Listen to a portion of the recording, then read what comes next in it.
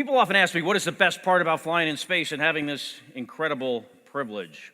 What is the best part about it? Is it the launch, the landing? Is it floating around in zero gravity? Is it looking out at planet Earth? And all those things are great. But the best part of this job, the best part about spending a year in space for me, is that it was really, really hard. It was a hard thing to do. And that's what I want to talk to you about today. It's about doing the hard things, not the easy things. Anyone can talk about the easy stuff. I want to talk about the hard things and how I was able to do that in my career at NASA and first in the United States Navy. And for me, the hard things involved some other things. It was about having a goal and a plan. It was about taking risk, being willing to make mistakes at times, being willing to fail. It was about focusing on the things that I could control and ignore what I couldn't. It was about testing the status quo and about working as a team. Because in my experience, when I was able to put all these things together, what I learned is that the sky is not the limit. Cliche, I know, a little bit, but absolutely true in my case.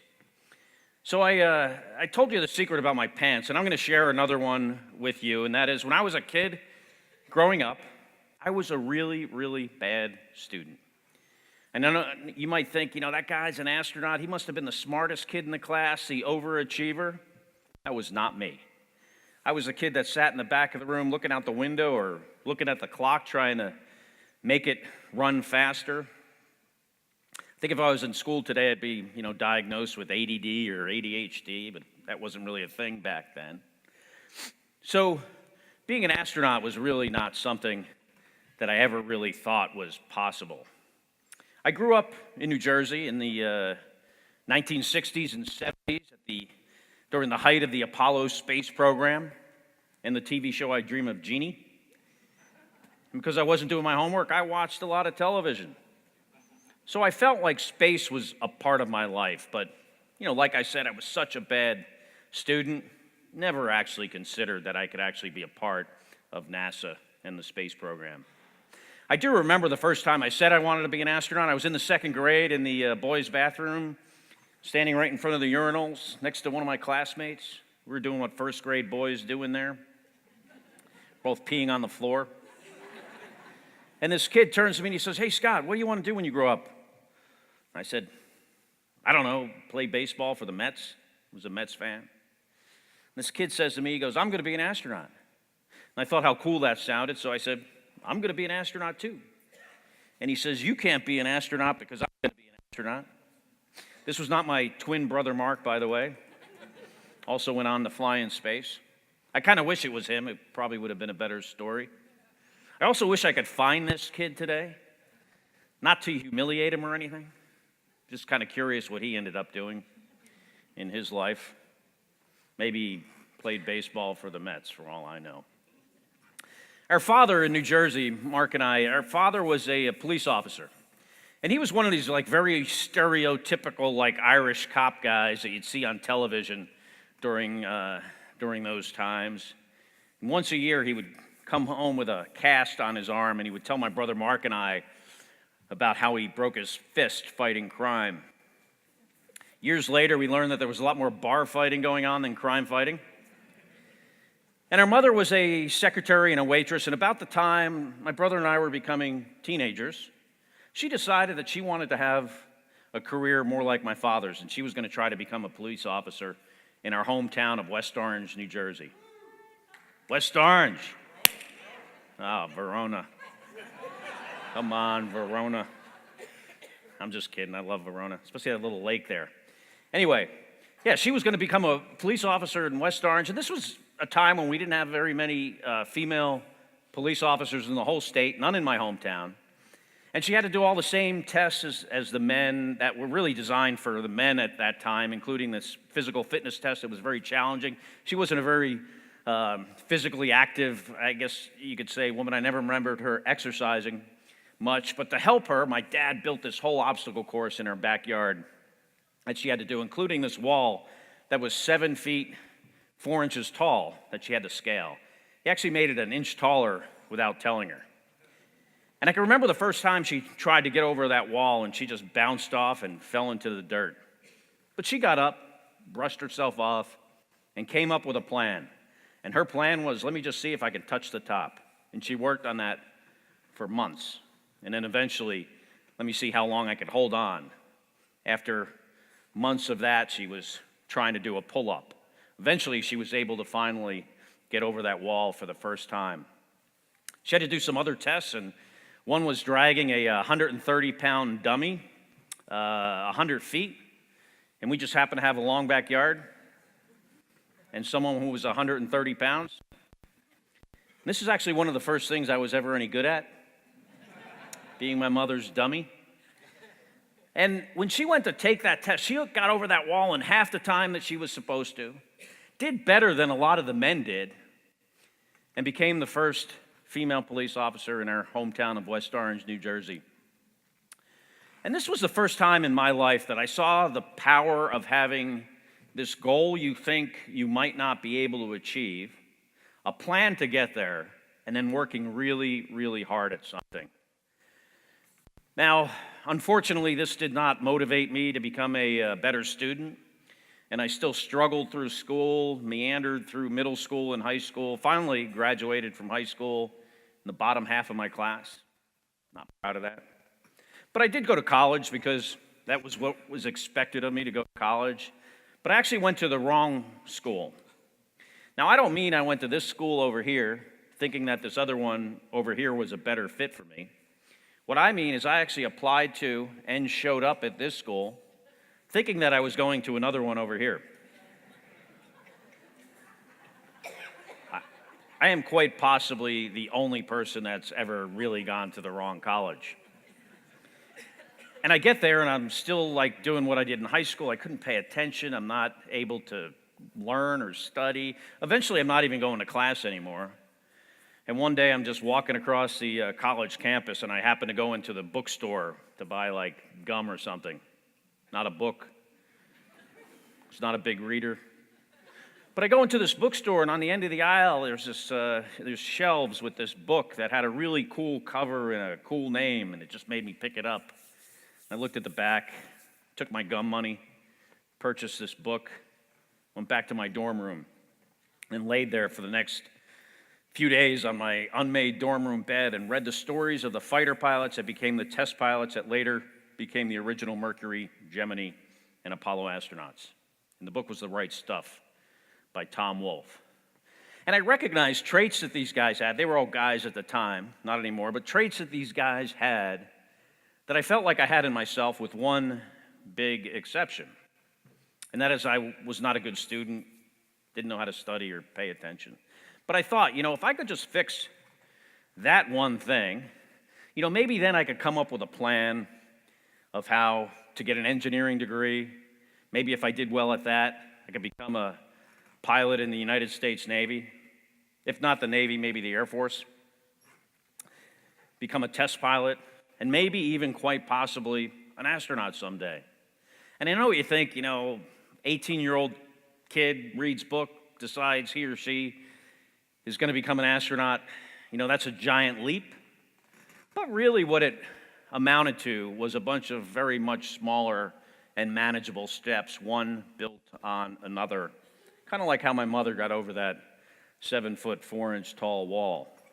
I had to do something that was not easy, which was turn bad student into good student with almost no help, but I worked hard at it. It took, about a year to do that, but eventually I started doing better. Changed colleges, changed majors, graduated with an engineering degree and a commission in the United States Navy.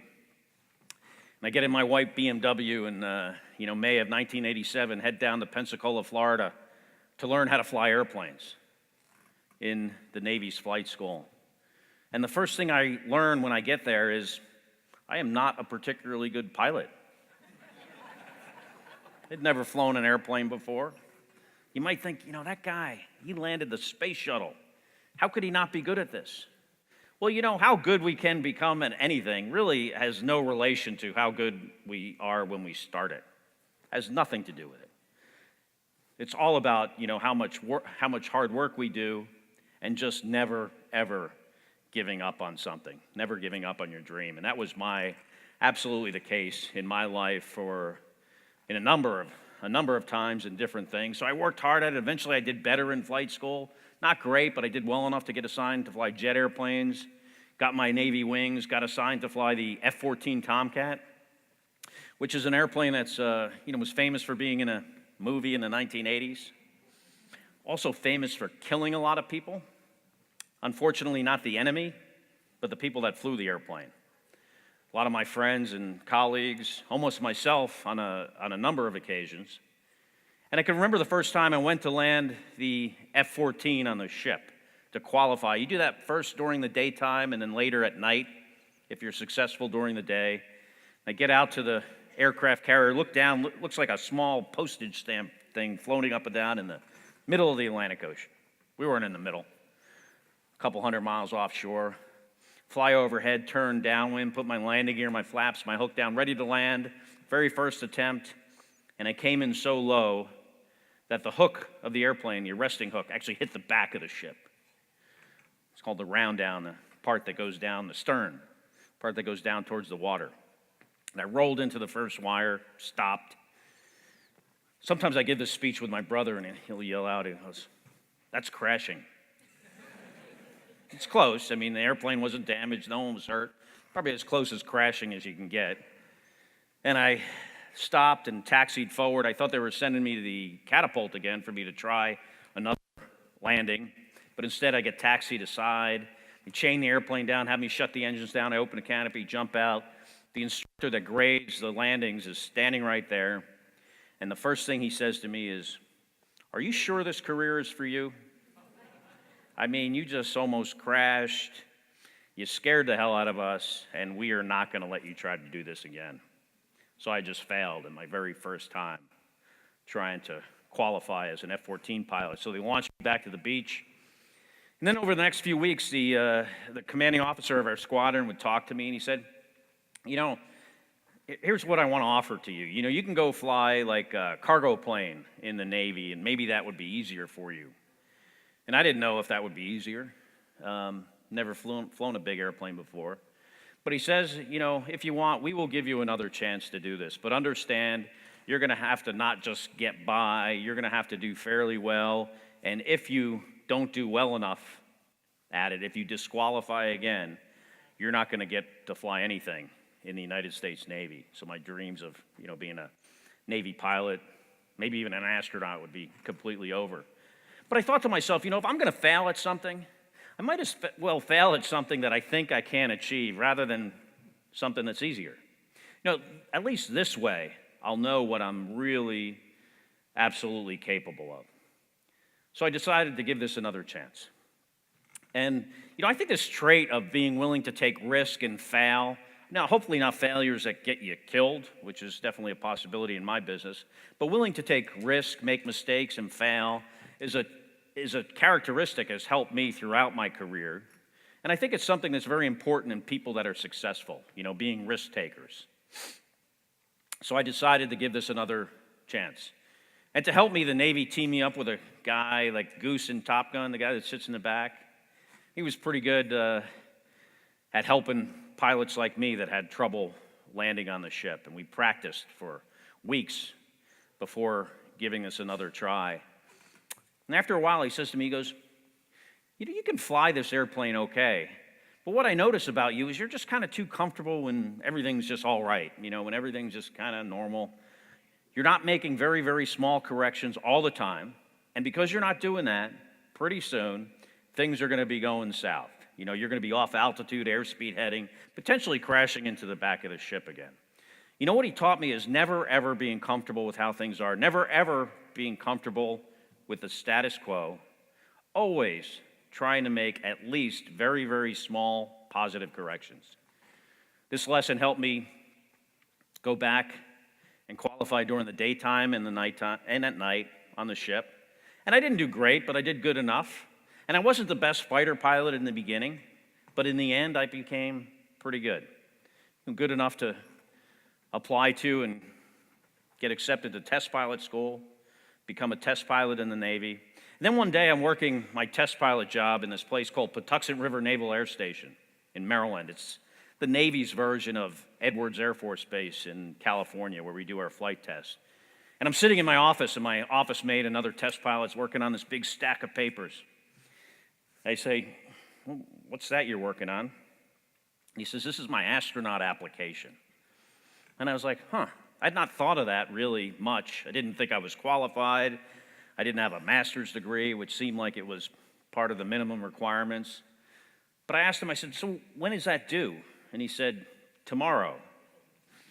And I thought, all right, well, I'm not going to be able to put it together an application like this, but I'm going to send one page down to NASA, just the important stuff. I'm positive this will be rejected, no doubt, but what's the harm of taking the risk of rejection and failure? So filled out my one-pager, sent it down to Houston, thinking I'd never hear anything ever again from NASA. My twin brother, Mark, who was also a test pilot at the same time, had a very different path than I did into the military. When we were kids, we were kind of very similar in their ability to pay attention and do well in school. And then as soon as we got into high school, he started getting straight A's. And I always wondered what happened. And a few years ago, he says to me, he goes, hey, when we were like the summer of the 8th grade and Dad sat the two of us down and said how we were both such bad students that he was going to start thinking about a vocational education for the two of us? I was like, no, I don't remember that at all. Probably only because there was a squirrel running outside the window. Had it not been for that squirrel, I think I would have went to Harvard. Yeah, so my brother's a test pilot at the same time, different path into the Navy, and he comes to me one day and he says, hey, Scott, NASA just called me for an interview. And I thought how great that was. I congratulated my brother, thought, wow, my twin brother might become an astronaut someday. Then he asked me to borrow my suit because he didn't have a suit and knew I had just been to a wedding, so I was like, sure, take my suit, good luck. He goes down to Houston, comes back a week later, gives me my suit back, and then a month goes by, and I get a call from NASA, and they want to interview me too. I was absolutely shocked. Told my brother, he thought it was great. Then I said, hey, by the way, you have to buy me a new suit, right? Because how ridiculous would that look, me showing up in the same clothes? I'm the guy with the gum in his mouth, by the way. But he was a cheap Navy lieutenant, and he said something I'm not going to repeat here, but basically it ended up with me wearing the same clothes to the interview, which was actually kind of a blessing in disguise because the way this interview works, you walk into this room, there's all these astronauts and NASA managers and leaders, and you get to tell your story and talk first. And the first thing I said when I walked into the room was, I bet this looks really familiar. You've seen this suit before. So I have the only suit that's been selected to be an astronaut twice. Maybe due to some kind of clerical error, perhaps, I don't know. But in 1996, my brother and I wound up in the same astronaut class, and we head down to Houston, Texas to learn how to fly the space shuttle. For a kid with ADD or ADHD, this was not easy. Space shuttle's the most complicated aerospace vehicle ever built. Has all these different systems, the APUs that power the hydraulics, all the different engines that the shuttle uses, the environmental control system, the computers, the mechanical system. Each one of these systems I had to know more about than the entire F-14 Tomcat. So this was not an easy thing for me. Very, very risky. The space shuttle is a very risky vehicle. As you know, we've had 2 fatal accidents in 140 flights, so a 1 in 70 chance of getting killed flying the space shuttle. And almost like if I took some cards and threw them in the audience, whoever got the ace of spades never went home again. There are things that you can do in the cockpit, push a button at the wrong time, throw a switch where you can just blow the whole thing up, your crewmates and yourself.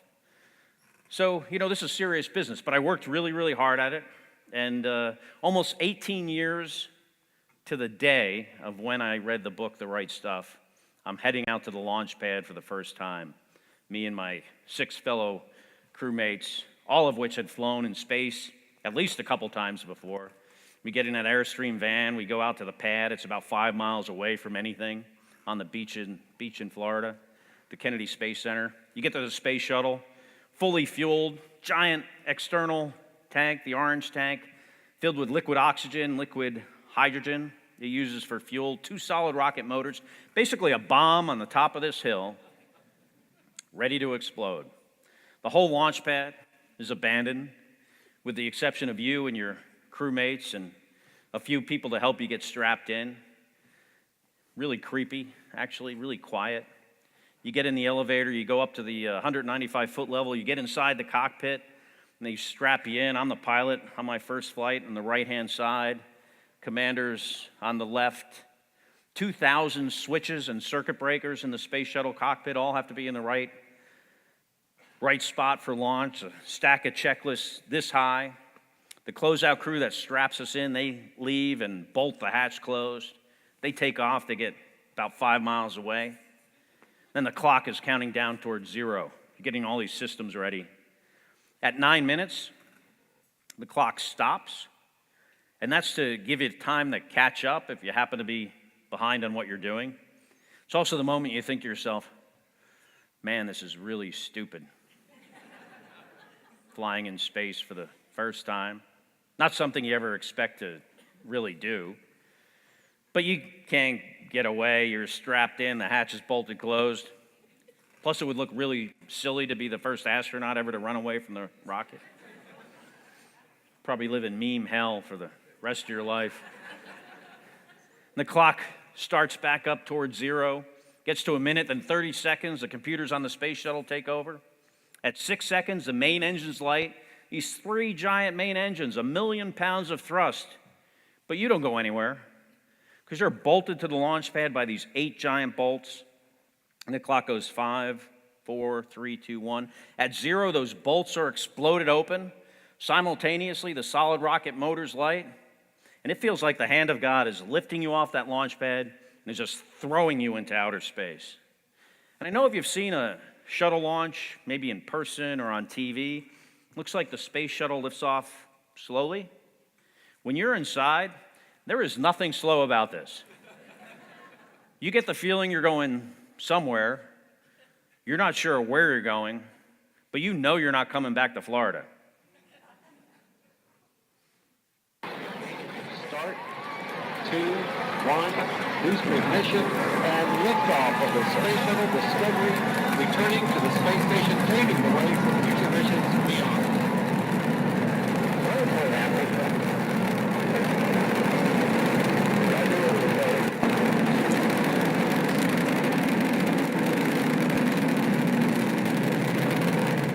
Sometimes I'm asked, what does it look like when you punch a hole in the sky? I don't know. Never looked out the window one time. Front row seats, twice in orbit on the space shuttle, never looked out the window once. People wonder why. Why wouldn't you look out the window? Well, my job was to focus on the stuff that I could control, the stuff that's right in front of me, 2,000 switches and circuit breakers, ignore everything else, which was the fact that I was launching into space. In the Navy, we have a term for this called compartmentalization, understanding what the things are you have control over, understanding what the things you don't have any control over, and ignoring them and paying attention to the important stuff, which for me has been a great skill or lesson, whatever you want to call it, in my life, whether it was flying airplanes in the military or a space shuttle or living on the space station, the commander of the space station, things that I've done on the ground, knowing what you have control over and what you don't. Clearly in your industry, there are things that you have very little control over, like legislation, the economy, but other things that you do. And recognizing what those are and focusing on them, I think is a very, very important path to being successful in anything that we do. Hence, I have no idea what it looks like to punch a hole in the sky.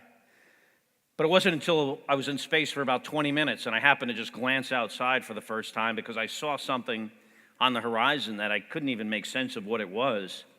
And I said to the commander, I said, "The hell is that?" And he says, "Oh, that's the sunrise." And as the sun came up, I just saw how breathtakingly beautiful our planet Earth is. Almost like someone took the most brilliant blue paint and painted it on a mirror right in front of my eyes. And I knew right then and there I would never, ever see anything as beautiful as our planet Earth again. We had to get to work. This was a Hubble Space Telescope repair mission. The telescope was spinning out of control, emergency repair mission. Worried that they were going to lose the telescope. And a couple days later, we grab it with the robot arm, put it in the payload bay of the space shuttle. 4 of my crewmates went out and did 3 spacewalks to fix it. It was actually right before Y2K. We launched December 20th. NASA actually had us cut our mission short because they didn't want us in space during the new year.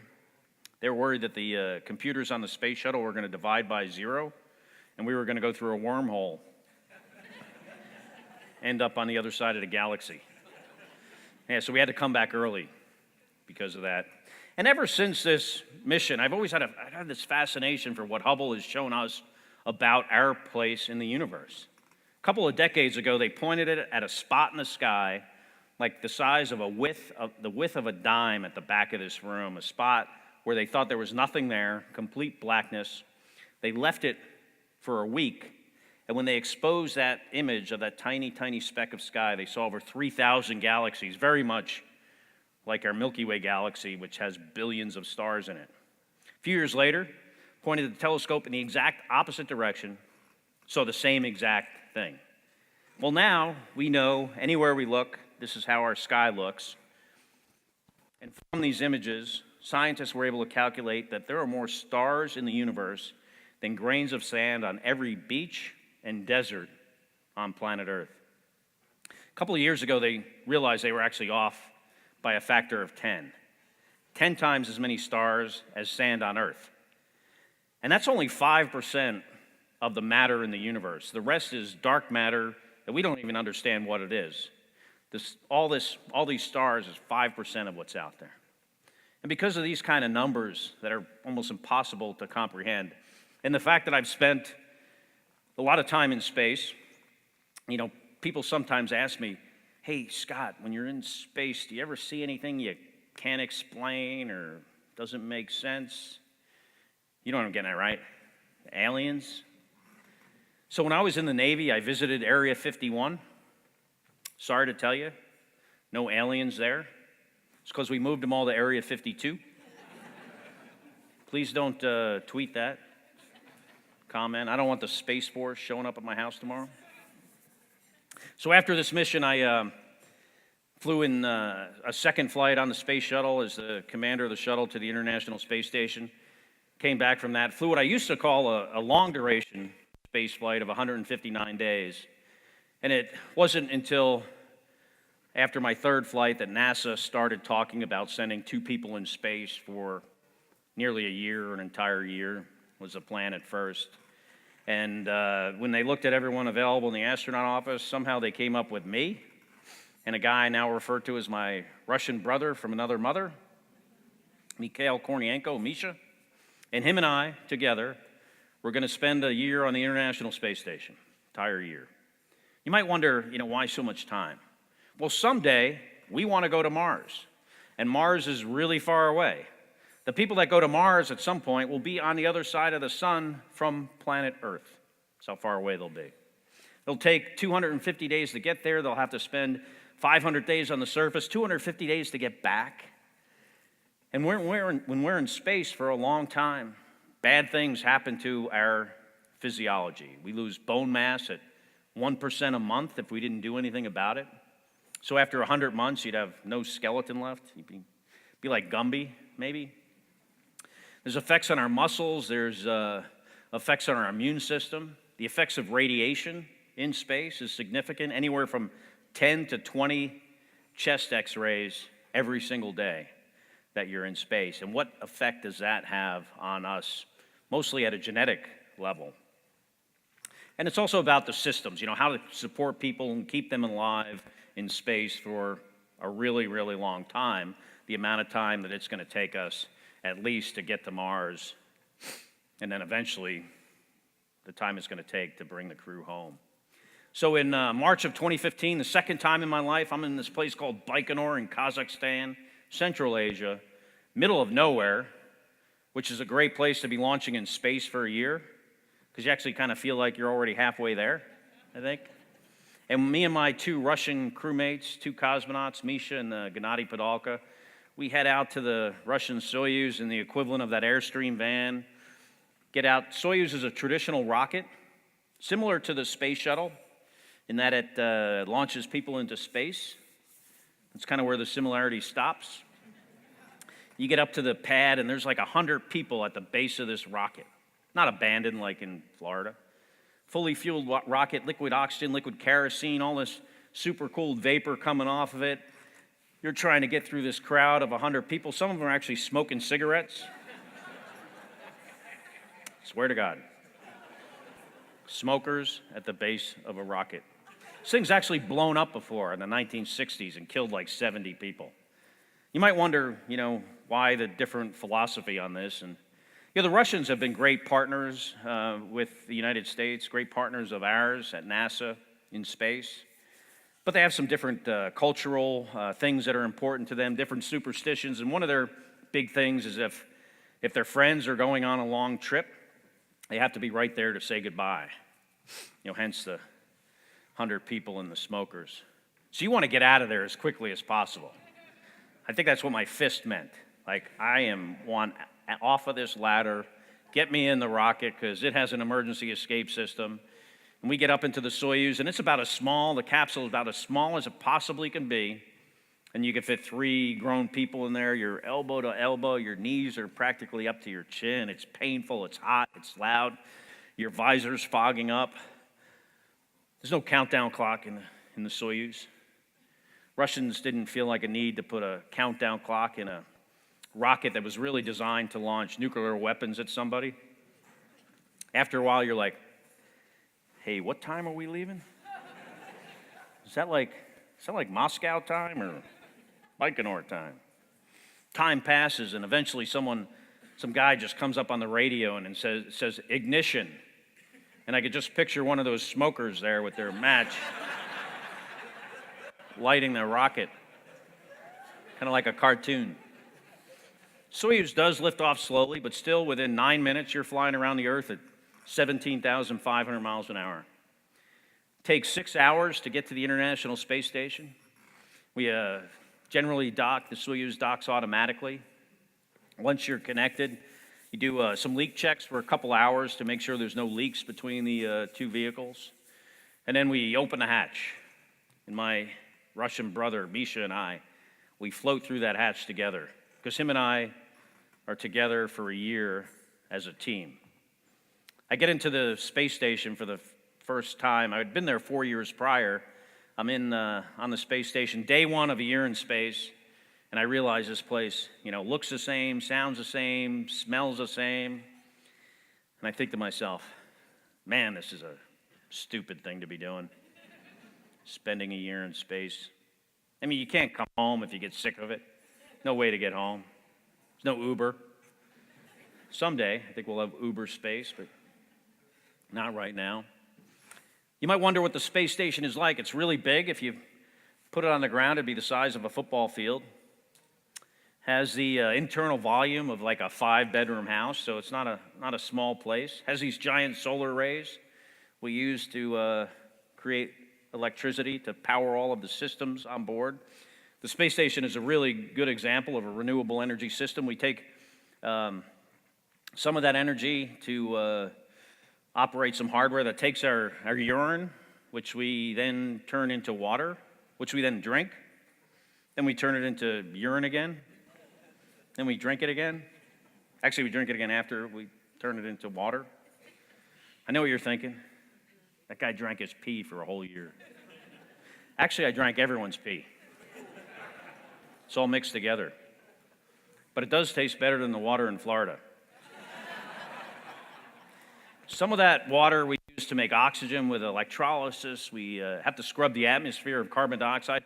All these things that we're going to have to know how to do very, very well if we are going to travel to Mars someday. If you're on your way to Mars and the toilet breaks and you forgot a spare part or you can't fix it, You're going to die from a broken toilet.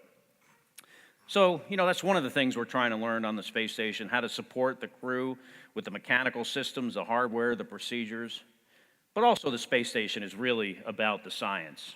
And some of that science is focused on life right here on planet Earth. It's about the type of research that only governments can do because they don't have a return on the investment, long-term research in basic sciences, biology, chemistry, physics, pharmaceuticals. We actually had a bunch of mice on board the space station that we did some experiments on, because things that happen to us in space in a short time are very similar to what happened to us as we age. So there are a lot of things we can learn on the space station that will have a direct improvement of life back here on Earth.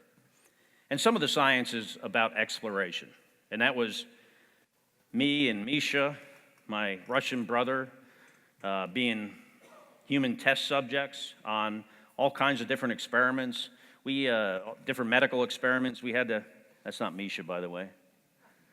But all different kinds of medical experiments where we would do all different kinds of imaging with ultrasounds and laser scans of our eyes, taking blood and other human samples throughout the course of this mission. All different kinds of experiments. And then, of course, the one that got the most attention was a study between my brother and I called the twin study. Now, a lot of people think that I was selected for this flight because I had a twin brother. And the reason my brother was a good control subject was that besides being a twin, he was also an astronaut. But if you think about it, he's only flown in space for like 50 days compared to my 500. You see that, 50? 500? He loves when I do that, by the way. So really, it was a genetic experiment, mostly on our DNA, and they actually found some really interesting results. There was one experiment on our telomeres. Telomeres, as you guys probably know, are the ends of our chromosomes, which are an indication of our physical age. As we get older, they get more frayed and shorter. And the hypothesis was me in space, the radiation, the stressful environment, my telomeres would get shorter compared to my brother's marks. But actually what they got was bigger compared to his, which was an interesting experiment when you have, a hypothesis of one thing and the result is the exact opposite. Not the fountain of youth, but something I think we really need to understand more about. Also, when I was in space, 7% of my gene expression changed. Genes are our DNA, RNA, and protein. They basically control, everything about us. And during the course of the year, 7% of my DNA or gene expression had changed during the course of this mission and still hasn't changed back. So these are the type of things that we need to know more about, to learn more about the genetic impacts on a long duration mission to Mars before we get comfortable with sending people on this 3-year journey, potentially. The best part, though, about having an identical twin, actually really the only good part, I think, is the spare organs. Come on, that's funny. On this flight, I had the privilege of going outside for the first time ever. Never did a spacewalk before. Never had the ability. I was a pilot or commander of the shuttle. They don't do spacewalks.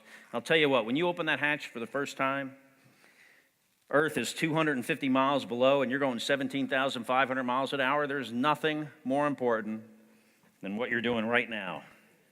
Focusing on the stuff right in front of you, the things you could control, your tethers, your tools, your procedures, operating the suit that is really its own spacecraft, and avoiding everything else.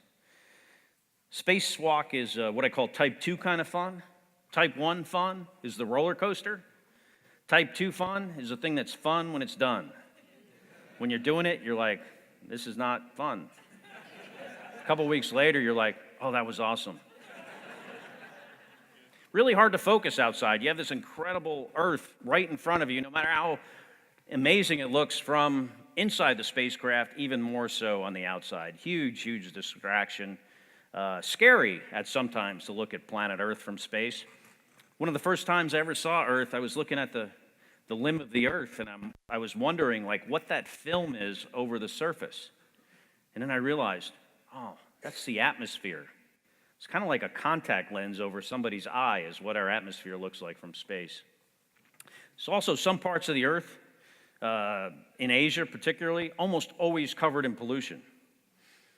And it's a certain kind of pollution that you can see. Other countries, like in the United States, we're the number 2 pollutant on the earth, but it's a type of pollution that's not easily visible with your eye. And then, of course, the rainforest in South America. When I flew for the first time, my first mission in 1999, a whole lot more rainforest there in South America than there is on my last flight, which was 17 years later. Noticeable changes. Before this mission, President Obama invited me to the State of the Union address in Washington, D.C. And during his speech, he challenged me to Instagram the experience about being up there for a year. And I thought, not only telling people what it's like, but having a conversation with what I consider, NASA's customer, which is the taxpayer, having a conversation, it's really what I wanted to do. So there were times on the weekends when I had some spare time, I'd actually answer questions from people on Twitter and other things, but one day I'm answering some Twitter questions, and I get a question from President Obama, and he says, "Hey, Scott, do you ever look out the window and just freak out?" And I responded, I was like, "No, Mr. President, I don't really freak out about anything, except getting a Twitter question from you."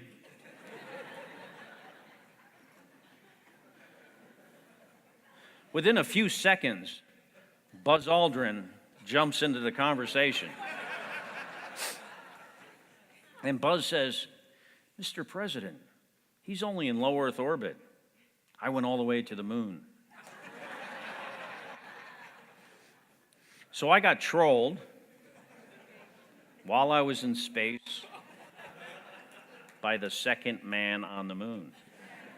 It's like the greatest thing that's ever happened to me in my entire life. Actually, Buzz is a friend of mine, American hero, and I've thanked him a couple of times for giving me this joke. Space station is a hard place to live. I mean, we spend about a third of our time doing experiments, about a third of the time general housekeeping, just taking care of the house. About a third of the time is spent fixing things that break. It's a hard place to live. I mean, when you wake up in the morning, you're at work. When you go to sleep, you're still at work. Never go home, never go outside. It's a spacewalk. No sun, no rain, no wind. Always have to be ready for an emergency, a fire. We had about 10 fire alarms on the space station, one real fire and a payload. Fire in space is much dangerous than on Earth. It spans out in every direction. It's not something you can call the fire department to help you with. Can't run outside your house. It's got to deal with it. It's a stressful, challenging place to live. But eventually, it's time to come home, and my Russian colleagues and I, we get back in the Soyuz. Told you it was small, right? Close the hatch, undock, get about 5 miles away from the space station.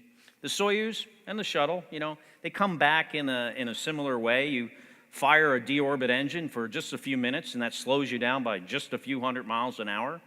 And the rest of the speed is taken out by friction with the atmosphere. That's kind of where the similarity stops. The shuttle is really big, definitely risky. I mean, Columbia was lost on entry. 3 of my astronaut classmates were killed, 4 other colleagues. But it's big. It's, the fireball that you're in is really far out in front of you. It lands on a runway like an airplane. Almost kind of more like, driving down Park Avenue in a Rolls Royce compared to the Soyuz, which is a much more medieval experience. Once those engines shut off, the 3 sections of the Soyuz it's exploded apart. All these explosions going on around your head, debris flying around outside, hitting the side of the vehicle. Pretty soon you're hitting the atmosphere. The window is 6 inches from your head. You're in this 3,000-degree fireball. Pieces of the heat shield are burning off and flying by. It's kind of like looking into the sun. It gets hot inside. It's kind of like going over Niagara Falls in a barrel, but while you're on fire. And as soon as you realize you're not going to die, it's the most fun you've ever had in your entire life. Parachute opens and you're thrown around like crazy. Big giant parachute, white and orange. And then you just drift gently back to Earth.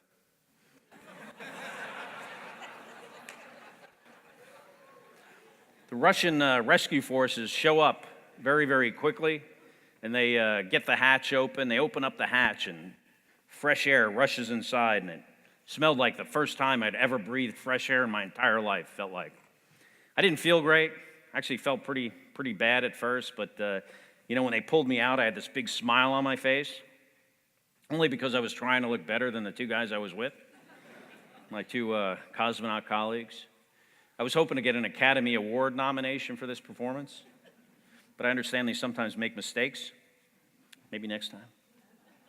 Within 24 hours, I am back in Houston, Texas, and I get to see my family for the first time in a year. Do some medical checks and get home at 4 o'clock in the morning, walk in the front door of my house, out the back door, jump in the swimming pool, come back inside and had a beer and an apple pie that was sent from the White House.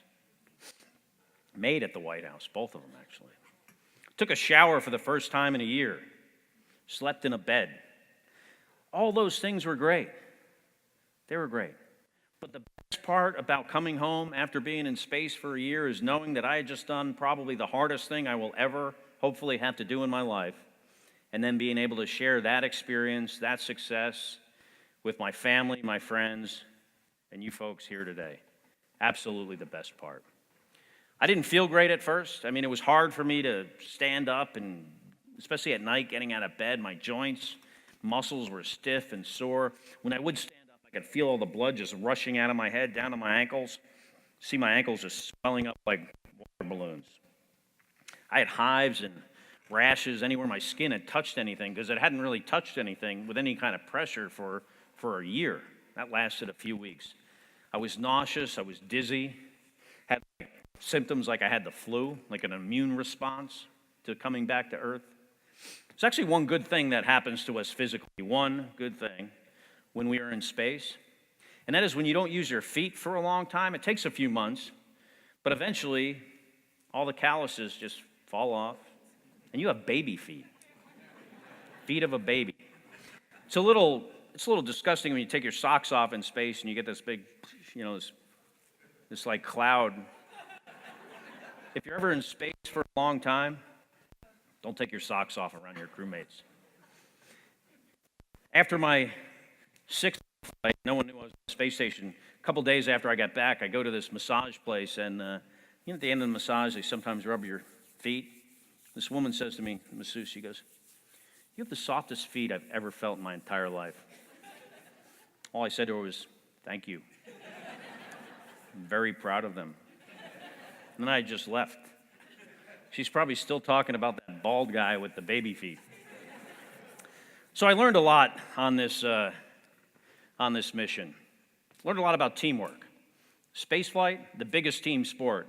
The stuff that we do is so complicated and so challenging, so risky, that we do not do anything by ourselves. It is a team effort all the way, whether that is you and your crewmates on the space station, also the people on the ground.